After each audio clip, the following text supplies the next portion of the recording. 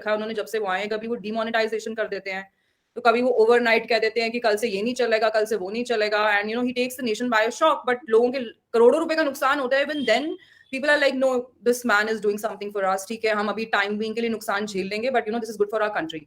इतने सारे सेस उन्होंने लगाए हैं, लोग उनको बुरा नहीं लग रहा है वो पे करने में। somehow you can see this feeling in India। आप इसको मिरेकल बोले, इसको आप जालसाजी बोले, आप उसको कुछ भी बोले, but the fact is that he is extremely popular and in India there is civil supremacy. आप कह सकते हैं वो मजहबी लीडर है जो भी हैं, बट आई विल जज him by what he speaks on the international stage. He's been critical of Islamic fundamentalism, but he has never ever attacked Islam as a religion। आप हिंदुत्वा बोले, हिंदुइज्म बोले, Hindutva is what? It is another word for Hinduism which has its roots in Sanskrit. It is not the way it is projected. तो अगर इमरान खान साहब जो है वो बार बार जो इंडिया की जो मेजोरिटी है उसकी रिलीजन को अटैक करेंगे, तो लोगों का मौकफ उनके लिए पॉजिटिव तो नहीं हो सकता ना। अगर मोदी साहब का कोई ऐसा इमेज होता बहुत ही एंटी इस्लाम, तो why is he receiving such warm welcomes in the Arab world? That's a question the Pakistanis need to ask of themselves. इसका मतलब कि ये जो नोशन है कि मोदी साहब जो है बड़े कोई एक्सट्रीमिस्ट हैं, हिंदुत्व फैनाटिक हैं, शायद ये जो नैरेटिव है ये प्रिवेलेंट है। It's been confined to Pakistan now, and the rest of the world is not buying it, because we can clearly see that। अगर ऐसा होता तो उनको क्यों ये अरब वर्ल्ड एंटरटेन करता? आप बहुत सारे सवाल हैं, ये बहुत लंबी डिबेट हो जाएगी, but to answer your question, I think he will face some initial backlash। अगर वो कल को ऐसा भी कह देते हैं कि कश्मीर में जैसे पहले जो चला आ रहा था, जो शिमला एग्रीमेंट की अगर हम एक्सटेंशन में जाएं कि okay let's accept the status quo, and आपके पास जो है आप रखो, हमारे पास जो है हम रखते हैं, एंड लेट्स मूव ऑन। एक चीज पे मैं इमरान खान साहब के साथ इत्तेफाक रखती हूँ, जब उन्होंने बोला कि अगर कोई है जो इस मसले को सुलझा सकता है वो मोदी साहब कर सकते हैं। आपने पॉलिटिकल इक्विटी की बात की। I think mister Modi had a lot to lose जब वो नवाज शरीफ से मिलने पाकिस्तान आए थे। He was warned against it for so many reasons कि आप it's like a political suicide for you कि आप उनसे जाके मिल रहे हैं वहाँ पे, क्योंकि ऐसा नहीं कि उस टाइम पे इंडिया में कोई एंटी पाकिस्तान सेंटिमेंट नहीं था, but he went against that advice और वो फिर भी गए वहाँ पे मिलने। तो and prime minister is the highest diplomat of a country, तो अगर वो इस तरह की आउटरीच में हिस्सा ले रहे हैं, that means he serious about it. So when you say ki is Mr. Modi ready to lose that political equity, I want to break this news to you that he is probably the only leader in India who can actually pull that off. If he decides to speak to Pakistan tomorrow and says ki okay this is what suits both the sides on Kashmir, and let's let go of our jo far right ka sapna hai Akhand Bharat ka, let's let go of it because it's not pragmatic। In fact he's already said it। In 2012, he spoke to Shahid Siddiqui, who was also an ex-parliamentarian from Samajwadi Party. He's a respected journalist। Mr. Modi spoke to him। उन्होंने उनके साथ interview में बात कही कि जो ये कहते हैं कि अखंड भारत का हमारा सपना है, ये तो साजिश कर रहे हैं भारत के खिलाफ, क्योंकि this is not pragmatic, because the demography has changed, and India is on a different path, and countries which were once a part of India, they've also moved on with their own lives, and there's a world order in place, and we pretty much respect it। तो I don't think mister Modi, हाँ उनको थोड़ा backlash आएगा, but then in India it can not work this way ना कि आपने कोई फैसला लिया जो थोड़ा अनपॉपुलर था और लोगों को पसंद नहीं आया, तो you're out of power next day। There is nobody to topple his government। He will face some initial backlash maybe, but eventually the decision that he will take will be accepted by masses। If you compare it to the Congress party, because आप देखिए वो they are reduced to a regional party today। जैसे आपके यहाँ पे PPP है, they once had clout all over Pakistan। The Congress today, if you see, they've been reduced to a regional party thanks to their like extreme left politics। They were in center at once, but right now they are like extreme left। तो उनका काफी ज्यादा political capital वो अपना lose कर चुके हैं, and to an extent कि उसको recover करना अभी थोड़ा मुश्किल ही लग रहा है। तो अगर वो आते हैं कभी power में, तो वो they cannot do it on their own। BJP तो ये अपनी majority लेके आते हैं ना। अब आप देखिए उनको किसी की जरूरत नहीं है ज्यादा। अब ये इनकी कोई ऐसे अनसेक्रेड अलायंसेस नहीं करके आए हैं वो सेंटर में कि कभी भी कोई भी अलायंस टूट जाएगा, कोई भी निकल जाएगा। जैसे अटल बिहारी वाजपेयी है, उनकी सरकार ओवरनाइट गिर गई थी, but these guys have come on their own. So what have they got to lose? Maximum यही होगा कि आप अगले इलेक्शन में लोग आपको वोट नहीं करेंगे। इंडिया में कश्मीर इशू को एक अलग तरीके से देखा जाता है। पाकिस्तान में बोला जाता है Kashmir is our jugular vein. I mean somebody should ask these people how are you surviving without a jugular vein? You can not survive without it. तो जो एक्सपेक्टेशंस है ना उनको इतना ज्यादा मतलब व्हाट डू आई से, the narrative is very very extreme. अब इंडिया में तो हमें पता नहीं था टू नेशन थ्योरी क्या है, तो हम अब जानने लगे कि अच्छा ये बुनियाद थी। हमें तो बताया गया था कि ये सब पॉलिटिक्स थी। Nobody told us that okay Jinnah मतलब two nation theory what is it? Basically that Hindus and Muslims cannot share common nationality in a nation which does not have Islamic dominance। This is what it exactly says कि जिस मुल्क में Islamic dominance नहीं है, वहां की is not run by Muslims at large, Muslims cannot be happy there। Now, this is a theory which is quite alien to Indic values that we Indians follow, because we are pluralistic people. We don't have tolerance for other religions. That is why I hate this word secularism, and I keep saying this. We are not secular at all. Secular का मतलब होता है कि आपके पास tolerance है दूसरे मजहब को भी झेलने की.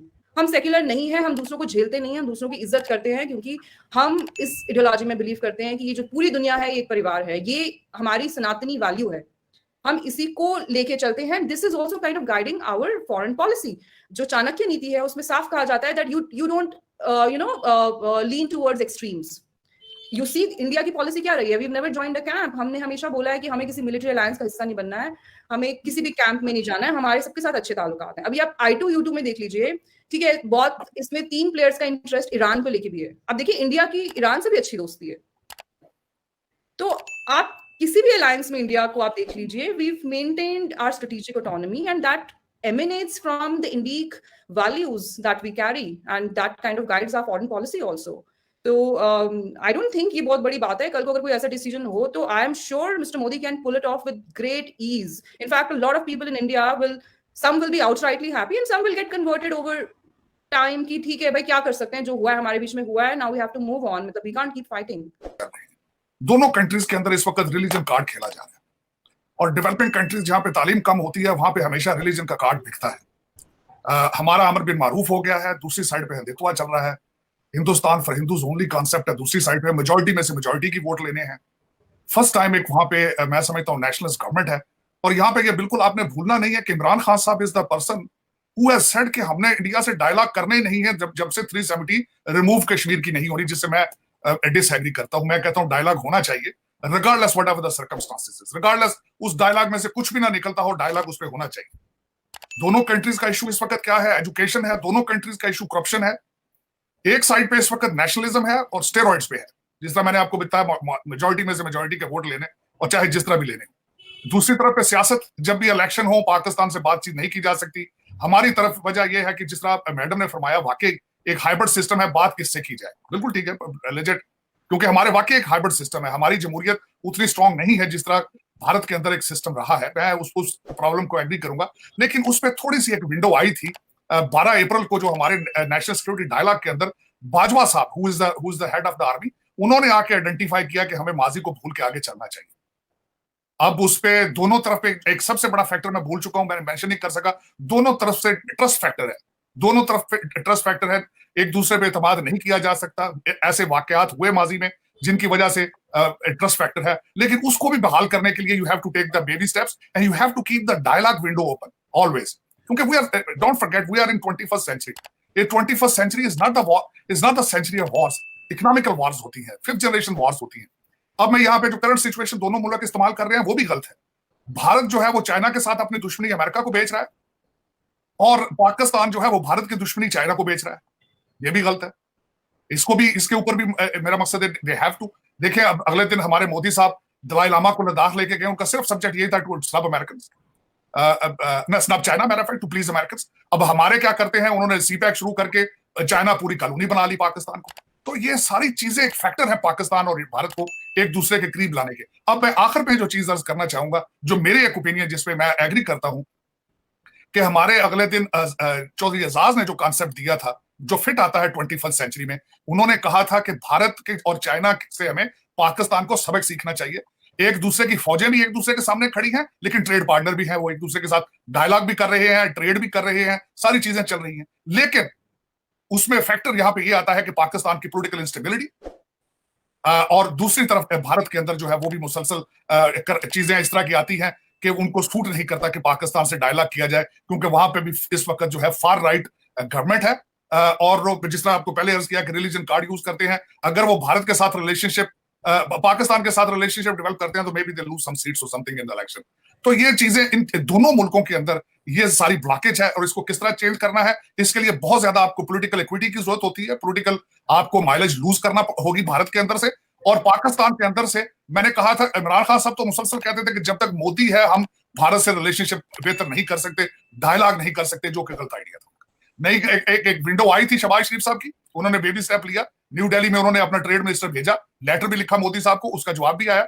लेकिन अब वो देखते हैं कि जिस तरह मैंने आपको बताया कि मोदी साहब कितनी अपनी पॉलिटिकल इक्विटी लूज करने की सलाहियत रखते हैं, और पाकिस्तान के अंदर जब तक पॉलिटिकल स्टेबिलिटी नहीं आएगी, एक ऐसी गवर्नमेंट नहीं आएगी जो ना सिर्फ भारत बल्कि दुनिया के दूसरे ममालिक को भी बता सके कि we are serious for peace और we are a player at the same time. अभी तक तो हमारे आपने जिस तरह बताया कि एक गवर्नमेंट आती है, उसके बारे में फौरन एंकर कहते हैं कि 48 घंटे चलेगी, 2 हफ्ते चलेगी, 2 महीने चलेगी। इस वक्त जो ये बात जो है भारत पाकिस्तान के रिलेशनशिप की, मेरे ख्याल it's not on the table. Pakistan की stability, political stability, supremacy of constitution और ये क्वेश्चंस इस वक्त टेबल पर हैं। पाकिस्तान इस वक्त going through huge financial crisis. आज मैं जब देखा, मैंने तो 225 का डॉलर हो चुका है, मैंने सुबह उठ के निकलने से पहले।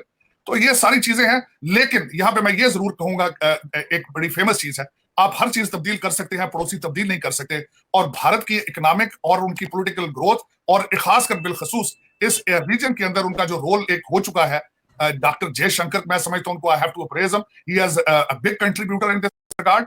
और उस लिहाज से अगर भारत, एक स्ट्रॉन्ग भारत के लिए अमन पसंद और पुरअमन पाकिस्तान इज वेरी इंपॉर्टेंट। कोई भी ये नहीं चाहेगा कि जब आप तरक्की की मंजिलें तय कर रहे हो, आपके पड़ोस में आग लगी हो। तो this is how India has to think.